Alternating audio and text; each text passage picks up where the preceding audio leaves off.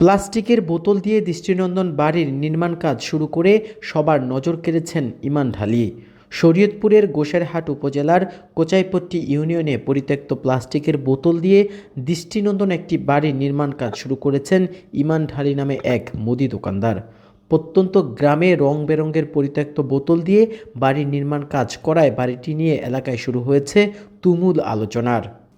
বাড়িটির নির্মাণ কাজ চলমান থাকলেও ইতিমধ্যে বাড়িটির সৌন্দর্য নজর কেড়েছে সবার। অনেকে মনে করছেন প্রত্যন্ত গ্রামের একজন মুদি দোকানদারের এমন চিন্তা পরিবেশ বান্ধব দেশ গড়তেও নতুন বার্তা দিবে।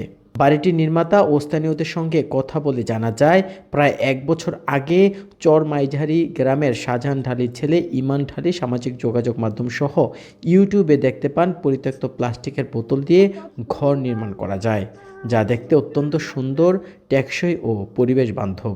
বোতল দিয়া গড় হইতেছে, এ তো আমাগো এলাকায় ছিল না, আমরা কোনো সময় দেখিনই। এখন এই যে গড় হইতেছে অনেক সুন্দর লাগতেছে। এরপরে এই যে বোতলগুলো তো এই বিভিন্ন জায়গায় পড়ে থাকলে জাগার ক্ষতি, এইভাবে ক্ষতি হয়। বোতলগুলো এখন কাজে খাটতেছে, অনেক সুন্দর লাগতেছে, অনেক মানুষ আয়া এই জায়গায় দেখতেছে। তো এটা করার উদ্দেশ্যেই, যেমন এই বোতল জায়গায় বেজায়গায় পড়ে থাকে, পরিবেশ নষ্ট করে, তাই বোতলটি টোকায়া আমি বাড়ি করলাম। আমার বাড়িও হলো, পরিবেশও ভালো রইলো। যে আমি ইউটিউবে প্রথম ভিডিওটা দেখি, ওনারা ঘর উড়াইছে, তো দেখার পরে আমার খুব ভালো লাগছে। ভালো লাগার পরে আমি উদ্যোগ নিলাম যে আমি বোতল দিয়ে একটা বাড়ি করব। তারপরে গোসারার থেকে বোতল ক্রয় করলাম, আবার আমার নিজের দোকান আছে, দোকান থেকে বোতল একখানা করলাম। করার পরে আর কি মিস্ত্রির সাথে আলাপ করলাম যে ভাই কীরকম কী হবে। ওনারা বললো যে না, ভালো হবে।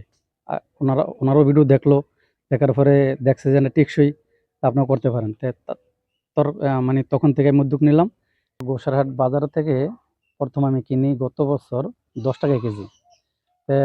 সিজনের শেষে দিকে আবার দাম দিছে বাড়ায়া।